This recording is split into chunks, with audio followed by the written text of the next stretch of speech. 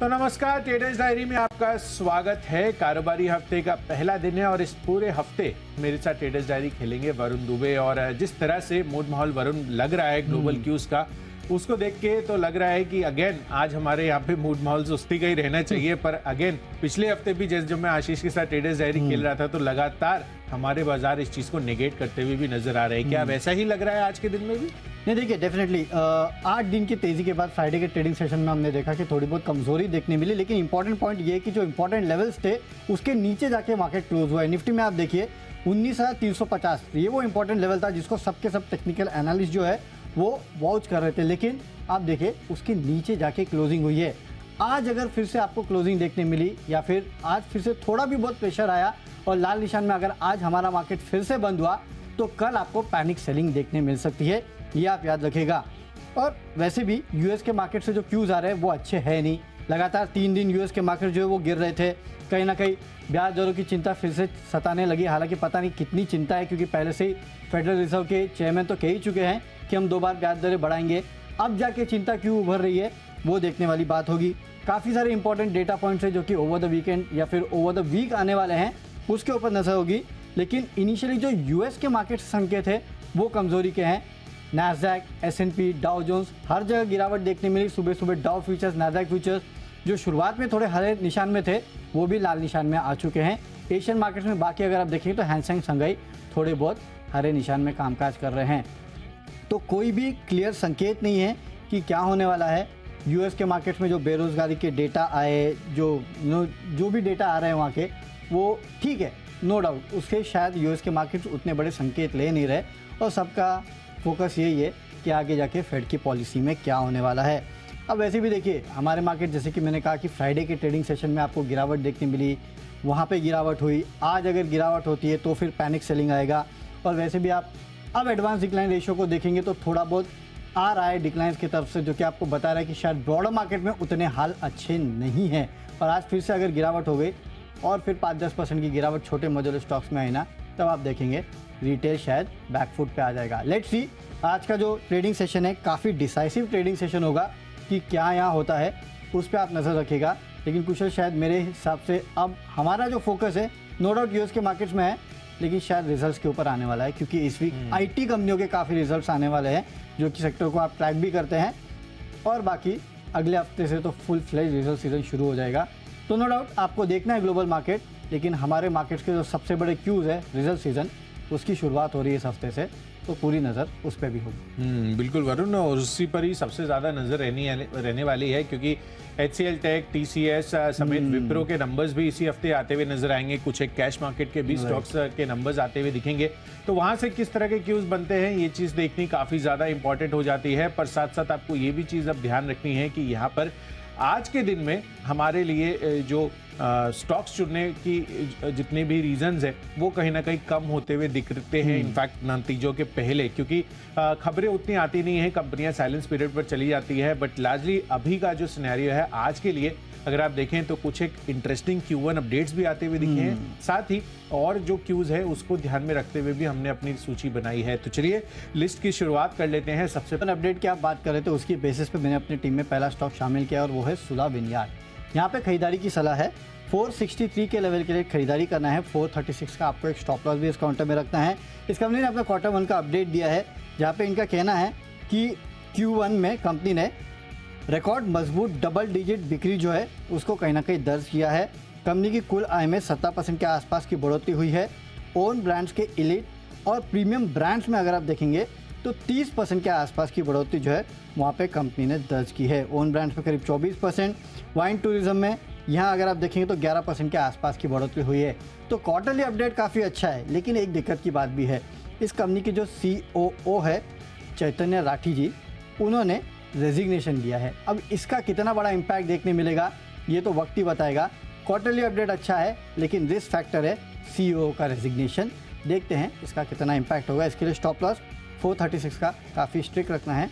463 के टारगेट के लिए खरीदारी करना है। कुशल, आप बताइए आपका कैश का स्टॉक। बिल्कुल वरुण, तो कैश सेगमेंट में मैंने अपनी सूची की शुरुआत की है कीस्टोन रियल्टर्स के साथ। अब कंपनी के यहाँ पर भी अच्छे खासे Q1 अपडेट आते हुए दिख रहे हैं। इनफैक्ट जो प्री सेल्स है Q1 की, वो अब तक की सबसे अच्छी रही है, ऐसा मैनेजमेंट ने कहा है। प्री सेल्स के लिहाज से आप देखिए ऑलमोस्ट डबल हो चुकी है। 240 करोड़ पिछले साल थी, इस बार 106% ग्रो कर 500 करोड़ पर कंपनी ने प्री सेल्स दर्ज की है। साथ ही कलेक्शंस भी कंपनी के 22% ग्रो किए हैं और एरिया भी कंपनी ने लगभग 46% यहाँ पर कवर किया है। तो क्लियर कट इंडिकेशंस यही लग रहे हैं कि जो बेहतरीन Q1 अपडेट कंपनी ने दिए हैं उस वजह से आज ये स्टॉक फोकस में रह सकता है। खरीदारी करके चलिए 600 रुपए के टारगेट के लिए 578 रुपए की क्लोजिंग रही है। 575 रुपए का स्टॉप लॉस आपको यहाँ पर लगाना है। चलिए, ये तो बात हो गई है कैश सेगमेंट के स्टॉक की। अब आगे बढ़ते हैं और अब फ्यूचर्स कैटेगरी में कौन से स्टॉक चुने हैं उस पर एक फोकस कर लेते हैं। तो सबसे पहले मेरी तरफ से फ्यूचर्स कैटेगरी में है चोलामंडलम इन्वेस्टमेंट एंड फाइनेंस। यहाँ पर आपको खरीदारी करके चलनी है। दरअसल जिस तरह से हम देख रहे हैं कि NBFCs के बहुत ही शानदार Q1 अपडेट आते हुए दिखे। बजाज फाइनेंस आप देखिए उस दिन जब इसके Q1 अपडेट आए थे तो किस तरह से स्टॉक चलता हुआ दिखा था। करीबन 8-9% तक की इंट्राडे मूव आपको उस काउंटर में उस समय आती हुई दिखी थी। तो मुझे लग रहा है कि चोलामंडलम इन्वेस्टमेंट्स के भी जो Q1 अपडेट्स आते हुए नजर आएंगे वो भी काफी शानदार रह सकते हैं, खासकर AUM और डिसबर्समेंट के लेवल पे। और इसी वजह से मुझे लग रहा है कि चोलामंडलम इन्वेस्टमेंट्स में आपको बेहतरीन तेजी आती हुई दिख सकती है। बेहतरीन Q1 अपडेट की एक्सपेक्टेशंस है और इसी वजह से इस स्टॉक को मैंने अपनी सूची में शामिल किया है। तो यहाँ पर खरीदारी कर चलिए, आज स्टॉक ये मोमेंटम में रह सकता है। 1220 रुपए का टारगेट आज के लिए बनाना है। 1185 रुपए के आसपास की क्लोजिंग रही है। ब्रोकरेज हाउसेज भी इस पर पॉजिटिव होते हुए दिख रहे हैं और 1170 रुपए आपको रखना होगा स्टॉप लॉस। चलिए, तो ये तो मेरी तरफ से हो गई फ्यूचर्स कैटेगरी में चोलामंडलम इन्वेस्टमेंट्स। वरुण, कौन सा स्टॉक ले रहे हैं आप? फ्यूचर्स में मैंने लिया है वेदांता का स्टॉक। यहाँ पे आपको खरीदारी करना है और अच्छे खासे अपसाइड जो है आज आपको वेदांता में भी देखने मिल सकते हैं। खरीदारी कीजिएगा क्योंकि खबरें इस काउंटर में आई है, इसके चलते खरीदारी की सलाह दे रहा हूँ। लेकिन याद रखिएगा वेदांता है तो काफ़ी वॉलेटाइल ये स्टॉक रहता है, किसी भी खबर पे किसी भी तरफ मूव हो सकता है। इसके लिए स्टॉप लॉस काफ़ी स्ट्रिक्ट रखना है। 274 के स्टॉप लॉस के साथ 290 के लेवल के लिए इस स्टॉक में आप खरीदारी कीजिएगा। एक तो हिंदुस्तान जिंक का जो डिविडेंड आया है 7 रुपये के आसपास का डिविडेंड है। देखिए कोई बड़ा डिविडेंड नहीं है, हम अक्सर हिंदुस्तान जिंक को देखते हैं 15-20 रुपये के आसपास का डिविडेंड देते हैं। इस बार शायद डिविडेंड काफ़ी कम आया है, लेकिन जो भी हो 1900 करोड़ के आसपास जो है वो वेदांता को मिलेंगे। साथ ही साथ दूसरी एक खबर आई है कि कंपनी ने सेमीकंडक्टर और डिस्प्ले ग्लास वेंचर्स को अपने पोर्टफोलियो में जोड़ा है और बोर्ड ने यहाँ पे Vedanta Foxconn semiconductors private limited को कहीं ना कहीं इसमें 100% हिस्सेदारी खरीदने को मंजूरी दी है। तो इन खबरों का इम्पैक्ट जो है आपको शायद आज वेदांता में देखने मिल सकता है, क्योंकि पॉजिटिव खबर है, कहीं से कहीं तक नेगेटिव खबर है नहीं। लेकिन वेदांता का अक्सर हमने देखा है डेविल जो है वो डिटेल्स में ही होता है। इसके लिए कह रहा हूँ स्टॉप लॉस काफ़ी स्ट्रिक्ट रखेगा। 274 का 290 के लेवल के लिए खरीदारी कर सकते हैं। अगली कैटेगरी है ऑप्शंस की, जहाँ पे जाइडस लाइफ में आपको 585 का कॉल ऑप्शन खरीदना है। 20 रुपये के लक्ष्य के लिए 13 रुपये का स्टॉप लॉस रखेगा। यहाँ पे USFDA ने Zydus formulation manufacturing facility Ahmedabad की जांच की और कोई भी आपत्ति जो है इसको नहीं मिली है। तो एक रिलीफ है, रिलीफ के चलते हो सकता है कि जाइडस के स्टॉक में आज आपको तेजी देखने मिले। इसके लिए 585 का कॉल ऑप्शन खरीदना है। 20 रुपये के लक्ष्य के लिए 13 रुपये का रखिएगा स्टॉप लॉस। बिल्कुल, तो जाइडस लाइफ साइंस यहाँ पर खरीदारी कर चलिए। जिस तरह से यहाँ पर इनके लिए खबर का डेवलपमेंट होता हुआ दिख रहा है वो काफ़ी पॉजिटिव साबित हो सकता है। चलिए, ऑप्शंस कैटेगरी में मेरी तरफ से है रैपको सीमेंट का काउंटर, जिसके कॉल ऑप्शन में आपको खरीदारी कर चलनी है। 42 रुपये पर ये उपलब्ध है। 920 रुपये का कॉल ऑप्शन खरीदारी कर चलिए। दरअसल यहाँ पर पॉजिटिव खबर आती हुई दिख रही है। बोर्ड ने प्रिज्म जॉनसन के साथ इन्होंने करार कर लिया है और ये कंपनी जो है प्रिज्म जॉनसन से करीबन 1420 एकड़ के लाइमस्टोन बियरिंग लैंड पार्सल्स खरीदती हुई नजर आएगी, जिसके तहत आप देखिए यहाँ पर जो आंध्र प्रदेश सरकार द्वारा प्रिज्म जॉनसन को जो दिए गए माइनिंग लीज है वो भी ट्रांसफर करने को यहाँ पर बोर्ड ने मंजूरी दे दी है। कुल मिलाकर 663 हेक्टेयर माइनिंग लीज के यहाँ पर ट्रांसफर को मंजूरी दी गई है। तो 31 जुलाई तक ये करार पूरा होने की उम्मीद है। तो काफ़ी जल्द ये करार पूरा हो जाएगा और कंपनी को माइनिंग लीज भी मिलती हुई दिखेगी। तो क्लियर कट रैमको सीमेंट हो सकता है कि यहाँ पर इस वजह से आज फोकस में रहे, अच्छी तेजी बन सकती है। खरीदारी कर चलिए। 65 रुपये का टारगेट बनाइए इस कॉल ऑप्शन पर और 30 रुपये आपको यहाँ पर स्टॉप लॉस रखना होगा। चलिए, ये तो हो गई है ऑप्शंस की बात। अब आगे बढ़ते हैं और टेक्निकल चार्ट्स पर हमने कौन से स्टॉक्स चुने हैं उस पर एक चर्चा कर लेते हैं। तो टेक्नोपिक के लिहाज से मेरी तरफ से है OMC IOC। यहाँ पर आपको खरीदारी कर चलनी है। वैसे भी पिछले कुछ दिनों से हम लगातार देख रहे हैं यहाँ पर OMC, चाहे आप HPCL लीजिए, BPCL लीजिए, किस तरह की तेज़ी बनती हुई दिख रही है। अब IOC के लिए खबर ये हो रही है कि कंपनी आप देखिए यहाँ पर शेयर जारी कर राइट्स इशू के जरिए करीबन 22,000 करोड़ रुपए तक के फंड जुटा सकती है। तो ऐसा जुटाने को मंजूरी बोर्ड से मिल चुकी है और फर्दर डिटेल्स आगे आते हुए दिखेंगे। पर अगर आप टेक्निकल चार्ट्स पर भी देखेंगे तो पिछले एक महीने में लगातार स्टॉक 90 रुपए से अब आप देखिए 100 के आसपास आता हुआ दिख रहा है। तो लगभग 10 से 12% के रिटर्न आपको पिछले एक महीने में IOC के चार्ट्स पर आपको आते हुए दिखेंगे। तो अगर आप IOC का चार्ट स्ट्रक्चर देखेंगे, आपकी स्क्रीन पर आता हुआ दिखेगा। पिछले एक महीने का लगातार तेजी इस काउंटर में बनती हुई दिखी है। लगभग 89-90 रुपीस के आसपास ये ट्रेड कर रहा था अब से एक महीने पहले, और धीरे धीरे तेजी जो है इस काउंटर ने बढ़ाई है। इनफैक्ट आप तमाम कोई भी OMC स्टॉक चुनेंगे तो वहां पर बेहतरीन तेजी आपको उनके चार्ट्स पर आती हुई नजर आएगी। तो IOC आप देखिए किस तरह का शार्प मूव लगातार इस काउंटर ने दिखाया है। बढ़त के साथ यहाँ पर कारोबार होते हुए दिखे हैं और एक महीने आपको इंडिकेट कर रहा है कि यहाँ पर लंबी अवधि के लिए ये चार्ट जो है आपको और फर्दर तेजी दिखा सकता है। तो इस वजह से IOC यहाँ पर आज के लिए भी टेक्निकल पिक है। 104 रुपए का अगला टारगेट बनेगा। ट्रिपल डिजिट में तो जाता हुआ दिखेगा ये काउंटर, पर 104 रुपए के लक्ष्य के लिए IOC में खरीदारी कीजिए। राइट्स इशू को लेकर जो खबर आती हुई दिख रही है वो इनके लिए एक अच्छा जो है टेल विंड बनकर निकलकर सामने आ सकता है। तो 96 रुपए के स्टॉप लॉस के साथ IOC में करिए खरीदारी 104 रुपए के टारगेट के लिए। चलिए, मेरी तरफ से टेक्निकल पिक है स्टार हेल्थ। खरीदारी कीजिएगा 625 के लेवल के लिए। 590 का आपको स्टॉप लॉस भी रखना है।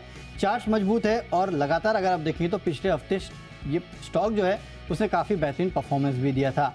वैसे भी इंश्योरेंस कंपनियों का जो डेटा आ रहा है उसमें स्टार हेल्थ ने मार्केट शेयर गेन भी किया है और अच्छी खासी ग्रोथ जो है इस कंपनी के ओवरऑल कारोबार में भी देखने मिली है। तो उसका असर देखने मिला है। इसके लिए पिछले पूरे हफ्ते में स्टॉक में अच्छी खासी तेज़ी थी, लेकिन इस हफ्ते भी मुझे लगता है जिस तरह से स्टॉक का टेक्निकल पैरामीटर है अच्छी खासी तेज़ी बन सकती है। और जो क्लोजिंग इस कंपनी ने दी है पिछले ट्रेडिंग सेशन में, देखिए 602 के आसपास की क्लोजिंग दी, यानी कि 600 रुपये का जो इंपॉर्टेंट रेजिस्टेंस लेवल था उसको पार करने के बाद उसके ऊपर जो है इसकी क्लोजिंग हुई है। तो ये जो है कहीं ना कहीं आपको ये बता रहा है कि जो नेक्स्ट लेग ऑफ रैली है उसके लिए तैयार हो रहा है और 600 रुपये के आसपास अब स्टॉक में एक इंपॉर्टेंट सपोर्ट लेवल जो है वो बन जाता है। मुझे लगता ही नहीं है कि अब 600 रुपये के आसपास का लेवल जो है वो टूटेगा। खासकर क्लोजिंग लेवल जो है उस पर आप नज़र रखिएगा। आज 625 के लेवल की खरीदारी कीजिएगा। 590 का रखना है स्टॉप लॉस। अगली कैटेगरी है फंडा पिक और फंडामेंटली M&M में आपको खरीदारी करना है 1600 रुपये के लेवल के लिए। 1550 के आसपास का आपको स्टॉप लॉस भी रखना है। देखिए, वैसे तो जो रूमर्स चल रहे थे उसके ऊपर इस कंपनी ने क्लैरिफिकेशन दिया है। EV सेगमेंट में जो 6000 करोड़ रुपए के आसपास की निवेश की थी, इस कंपनी ने कहा है कि फिलहाल कोई कंक्रीट बात हो नहीं रही है, लेकिन हाँ ये लगातार बातें करते रहते हैं। लेकिन M&M पे गोल्डमैन की रिपोर्ट आई है। इनफैक्ट पूरे ऑटो सेगमेंट पे गोल्डमैन की रिपोर्ट आई है और जो सबसे साइजेबल टारगेट गई पढ़ाया गया है तो वो M&M पे है। यहाँ पे इन्होंने खरीदारी की सलाह दी है। लक्ष्य 1530 से बढ़ा के 1730 का किया, यानी कि 200 रुपये के आसपास के अपने लक्ष्य को जो है इन्होंने बढ़ाया है। मेरे ख्याल से इसके चलते M&M में आज भरपूर तेज़ी हो सकती है। 1600 के लेवल के लिए खरीदारी कीजिएगा। 1550 का रखना है स्टॉप लॉस। बिल्कुल। तो चलिए, M&M लगातार हमारी लिस्ट में ये शामिल होता हुआ दिखा है काउंटर, और काउंटर ने एक्चुअली कभी भी निराश नहीं किया है। लगातार बेहतरीन तेजी के साथ ये नए टारगेट्स हासिल करते हुए दिख रहे हैं और ब्रोकरेज हाउसेस भी यहाँ पर बुलिश हो रहे हैं। तो फंडा पिक के लिहाज से M&M यहाँ पर कर चलिए खरीदारी। वरुण की तरफ से ये राय आ रही है। चलिए, मेरी तरफ से यहाँ पर काउंटर है फंडा पिक के लिहाज से हिंदुस्तान एरोनॉटिक्स लिमिटेड का। यहाँ पर खरीदारी कर चलनी है लंबी अवधि के लिए। वैसे भी डिफेंस स्टॉक्स हम लगातार आपको बताते हुए भी नजर आ रहे हैं और अब हमारी खबर पर यहाँ पर मुहर भी लगती हुई दिख रही है, जिसमें 2 डॉर्नियर 228 विमान सप्लाई के लिए इंडियन कोस्ट गार्ड के साथ करार कर लिया है कंपनी ने, और कुल मिलाकर लगभग 460 करोड़ रुपए का ये ऑर्डर आता हुआ दिख रहा है। तो जो ऑर्डर वैल्यू है वो काफ़ी शानदार है और हम देख ही रहे हैं कि किस तरह से यहाँ पर देश में इंडिजिनाइजेशन लगातार बढ़ रही है डिफेंस स्पेस में, और जो करार होते हुए दिख रहे हैं एक्सपोर्ट्स लेवल पर भी आगे चलकर यहाँ पर और अच्छी तेज़ी आपको देखने को मिल सकती है। तो इस वजह से मुझे लग रहा है कि हिंदुस्तान एरोनॉटिक्स एक टॉप पिक आपके पोर्टफोलियो के लिहाज से हो सकता है। खरीदारी कर चलिए। लगभग 3800 रुपये के आसपास की अभी प्राइसिंग चल रही है, पर ये बहुत ही अच्छे लेवल्स है। अगले एक साल में आपको 4500 रुपये के टारगेट्स भी ये काउंटर दिखा सकता है।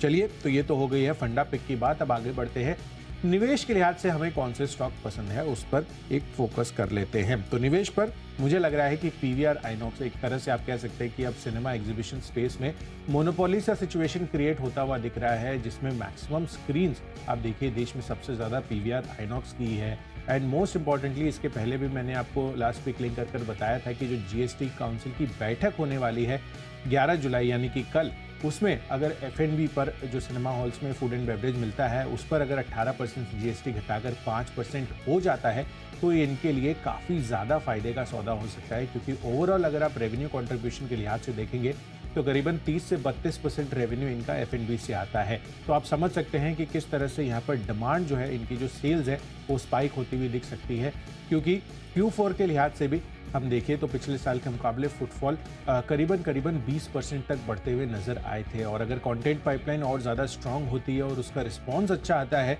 तो फुटफॉल अच्छे होने पर F&B पर अभी आपको सेल्स बहुत ज़्यादा बढ़ती हुई दिखेगी अगर जीएसटी इस पर कम हो जाता है तो काफ़ी सारे फैक्टर्स हैं इसके ऊपर, और ऑलमोस्ट नियर मोनोपोली बिजनेस एक तरह से अभी बन चुका है। तो 1700 रुपये के टारगेट के लिए अगले 3 से 4 महीनों में आपको पीवीआर आइनॉक्स में आपको ये लक्ष्य हासिल होते हुए दिख सकते हैं। 20 से 25% के गेंस कंफर्टेबली आप इस काउंटर पर एम कर चल सकते हैं।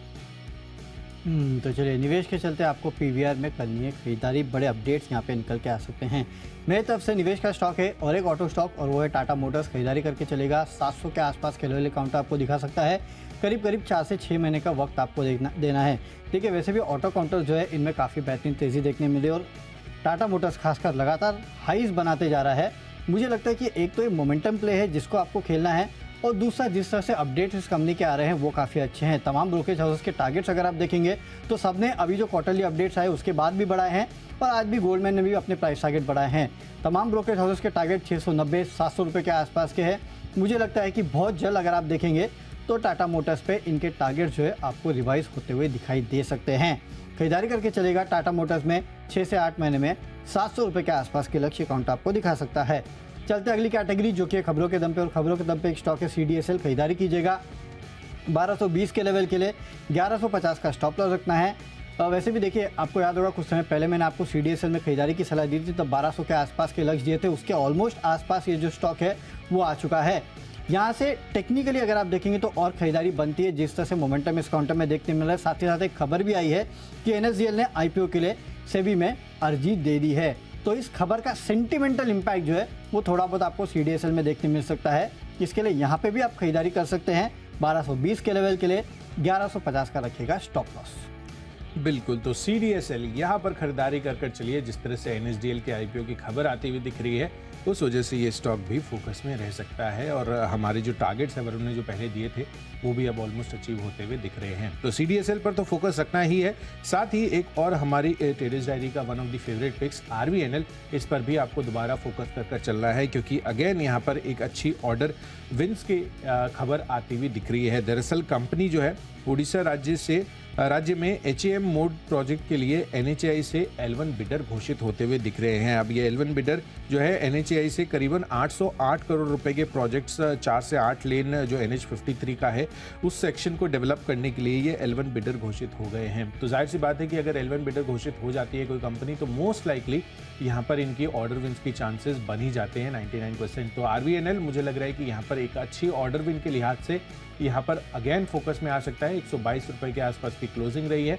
126 रुपए का टारगेट बनाकर चले, 119 रुपए का आपको रखना होगा यहाँ पर स्टॉप लॉस। बढ़ते हैं अपनी आखिरी और फाइनल कैटेगरी माई चॉइस की तरफ, और माई चॉइस में सबसे पहले वरुण मैं बता देता हूँ कि मेरी जो लिस्ट है उसमें तीनों के तीनों खरीदारी के ही कॉल्स है, जिसमें सबसे पहला कॉल है औरोबिंदो फार्मा पर। यहाँ पर खरीदारी करने की राय है। दरअसल खबर आती हुई दिख रही है यहाँ पर अमेरिका की बायोफैक्चरा के साथ क्यूराटेक नाम की सब्सिडरी का यहाँ पर इन्होंने लाइसेंस करार कर लिया है, और ये BFI 751 दवा की बिक्री के लिए सब्सिडरी क्यूराटेक का करार है। तो क्लियर कट यहाँ पर मुझे लग रहा है कि ये जो बायोसिमिलर के लिए इन्होंने करार किया है वो औरोबिंदो फार्मा के लिए आज पॉजिटिव रह सकता है। 745 रुपए की क्लोजिंग रही है। 770 रुपए का लक्ष्य बनाइए 740 रुपए के स्टॉप लॉस के साथ। दूसरा कॉल है DCX सिस्टम्स पर, जहां पर खरीदारी करने की राय है, क्योंकि अगर आप देखिए तो साइन DLM ये one of the closest competitors है DCX सिस्टम्स, और रिलेटिवली मुझे लग रहा है कि यहाँ पर आज अच्छी तेजी आपको बनती हुई दिख सकती है, क्योंकि शायद DLM की IPO की लिस्टिंग भी होने वाली है और सब्सक्रिप्शन आप जानते ही हैं 70 गुना से ज्यादा ये काउंटर भरता हुआ दिखा था साइन DLM। तो DCX सिस्टम हो सकता है कि आज इस वजह से फोकस में रहे, अच्छी तेजी बने। 276 रुपए का टारगेट यहाँ पर बनाकर चल सकते हैं, 261 रुपए का क्लोजिंग, 261 रुपए की स्टॉप लॉस आप बनाइए। और अंत में IGL यहाँ पर अच्छी तेजी बन सकती है, क्योंकि पिछले 5 दिनों का अगर आप चार्ट स्ट्रक्चर देखेंगे तो बेहतरीन तेजी के लिए ये काउंटर तैयार होता हुआ दिखा है। और अब नया जो टारगेट बनेगा 500 रुपए के पार का, 515 रुपए प्रिसाइसली यहाँ पर आज के लिए आपको टारगेट बनाना है। 493 रुपए की रखिए आप स्टॉप लॉस। चलिए, माय चॉइस में मेरे तरफ से तीनों के तीनों खरीदारी के कॉल है। सबसे पहला IRB इंफ्रा खरीदारी करके चलेगा 27.5 के लेवल के लिए 26 रुपये का स्टॉप लॉस रखना है। इस कंपनी का जून का टोल कलेक्शन का नंबर आया है और यहाँ पे टोल कलेक्शन रेवेन्यूज़ जो है 16% बढ़ के आए हैं और यहाँ पे अच्छी खासी ग्रोथ जो है वो देखने मिली है। तो मेरे ख्याल से इसके चलते आपको यहाँ पे अच्छी खासी तेज़ी देखने मिल सकती है। खरीदारी करके चलेगा IRB इंफ्रा में। अगला स्टॉक है ग्लैंड फार्मा, 1088 के लेवल के लिए खरीदारी करना है, 1025 के लिए आपको स्टॉप लॉस भी रखना है। कुछ न्यूज़पेपर्स रिपोर्ट्स ऐसे सजेस्ट कर रही है कि एक नए दवा के एप्लीकेशन के लिए इसे US FDA से मंजूरी मिली है, उसके चलते ग्लैंड फार्मा में थोड़ी बहुत तेज़ी हो सकती है। खरीदारी करके चलेगा 1088 के लेवल के लिए। और आखिरी स्टॉक है उषा मार्टिन, जहाँ पे आपको खरीदारी करना है 290 के लेवल के लिए, 275 का स्टॉप लॉस रखेगा। सोसाइटी जनरल ने इस कंपनी में करीब 16.5 लाख शेयर्स खरीदे हैं 280 के भाव पे, उसके चलते आज उषा मार्टिन में तेज़ी हो सकती है। खरीदारी करना है 290 के लेवल के लिए, 275 का रखिएगा स्टॉप लॉस। बिल्कुल। तो चलिए, यहाँ पर इन तीनों स्टॉक्स में भी आपको कर चलनी है खरीदारी। चलिए, ये तो हो गई, हमने विस्तार से एक एक स्टॉक की बात की है, पर एक क्विक रिकैप कर लेते हैं कि किस तरह से हमारी पूरी लिस्ट फॉर्म हो रही है। तो रिकैप के लिहाज से सबसे पहले कीस्टोन रियल्टर्स, ये मेरी तरफ से खरीदारी करने की राय है। पॉजिटिव Q1 अपडेट आते हुए दिख रहे हैं। साथ ही चोलामंडलम इन्वेस्टमेंट्स है, यहाँ पर भी फोकस रखिए। NBFCs के भी काफ़ी अच्छे Q1 अपडेट्स हैं, तो चोलामंडलम इन्वेस्टमेंट में मैं एक्सपेक्ट कर रहा हूँ कि यहाँ पर भी अच्छे अपडेट्स आ सकते हैं। रैमको सीमेंट्स 920 रुपए का कॉल ऑप्शन यहाँ पर खरीदारी करके चलिए। साथ ही IOC, जिस तरह से राइट्स इशू को लेकर इनकी खबर आती हुई दिख रही है, उस वजह से अच्छी तेजी और फर्दर बन सकती है। टेक्निकली भी काउंटर काफी ज्यादा मोमेंटम में है। HAL अगले 12 महीनों में 4500 रुपए के टारगेट दिखा सकता है। साथ ही निवेश के लिहाज से PVR आइनॉक्स पसंद आ रहा है, अगले 3 से 4 महीनों में आपको ये काउंटर 1700 रुपए के टारगेट दे सकते हैं। साथ साथ RVNL पर फोकस करिए, यहाँ पर अच्छी खबर आती हुई दिख रही है। और माइचेस कैटेगरी में ऑरोबिंदो फार्मा, DCX सिस्टम्स और IGL में कर चलनी है खरीदारी। और आज के लिए मेरा बेस्ट पिक है PVR आइनॉक्स पर। कल जो GST काउंसिल की बैठक होने वाली है, उसमें अगर F&B पर GST जो है रिड्यूस होता है तो इनके लिए काफ़ी बड़ा पॉजिटिव रह सकता है। अगले 3 से 4 महीनों में 1700 रुपए के टारगेट्स आप बनाकर चल सकते हैं। कैश में खरीदारी करना है सुला विनयार्ड में। इस कंपनी ने अपने क्वार्टरली अपडेट दिए हैं जो कि काफ़ी अच्छे हैं। रिकॉर्ड मजबूत डबल डिजिट बिक्री ग्रोथ इस कंपनी ने डिलीवर की है, उसके चलते 463 के लेवल के लिए खरीदारी कीजिएगा, लेकिन 436 का स्टॉप लॉस भी रखना है क्योंकि इस कंपनी के COO ने रेजिग्नेशन दे दिया है। फ्यूचर्स में वेदांता में आपको खरीदारी करना है 290 के लेवल के लिए। ऑप्शंस में जाइडस लाइफ का 585 का कॉल ऑप्शन खरीदना है 20 रुपये के लक्ष्य के लिए। इस कंपनी की मैन्युफैक्चरिंग फैसिलिटी जो है फॉर्मुलेशन की अहमदाबाद में, उसकी जांच की गई है, जहां पे कोई भी आपत्ति नहीं मिली है, उसके चलते तेज़ी हो सकती है, एक रिलीफ है। टेक्निकली स्टार हेल्थ अच्छा लगता है, 625 के लेवल के लिए खरीदारी करना है। फंडामेंटली M&M में खरीदारी करना है 1600 के लेवल के लिए। निवेश करना है टाटा मोटर्स में, 700 का लेवल अगले 6 महीने में दिखा सकता है। खबरें CDSL में है क्योंकि NSDL ने IPO के लिए अर्जी दी है, तो उसका एक सेंटिमेंटल इम्पैक्ट यहाँ पे देखने मिल सकता है। माई चॉइस में IRB इंफ्रा, क्वार्टरली अपडेट अच्छे हैं, खरीदारी करना है। ग्लैंड फार्मा में खरीदारी करना है और उषा मार्टिन में सोसाइटी जनरल ने करीब 16.5 लाख शेयर्स खरीदे हैं, उसके चलते तेज़ी हो सकती है। और आज का मेरा बेस्ट पिक है M&M, क्योंकि यहाँ पे गोल्डमैन की रिपोर्ट आई है जिन्होंने लक्ष्य को बढ़ा दिया है, 1530 से बढ़ा के 1730 का कर दिया है। इसके लिए आपको खरीदारी करना है। आज इंट्राडे में 1600 के आसपास के लेवल देखने मिलेंगे, 1550 का रखिएगा स्टॉप लॉस। बिल्कुल। तो चलिए, M&M यहाँ पर ये बेस्ट पिक आ रही है वरुण की तरफ से। चलिए, तो ये तो हो गई हमारी तरफ से रिकैप, पर आज है कारोबारी हफ्ते का पहला दिन। US मार्केट्स में तो कमजोरी का मूड माहौल है। शुक्रवार के सत्र में हमारे बाजार भी थोड़े से कूल ऑफ होते हुए दिखे थे, पर आज कारोबारी हफ्ते के पहले दिन किस तरह के संकेत बन रहे हैं, आपको कैसे ट्रेड करना है, इन सभी संकेतों को समझने के लिए सीधे चलते हैं शेयर बाजार लाइव में अनिल सर और दीपांशु के पास। फिलहाल दीपांशु हमारे साथ जुड़ चुके हैं। Deepanshu, good morning.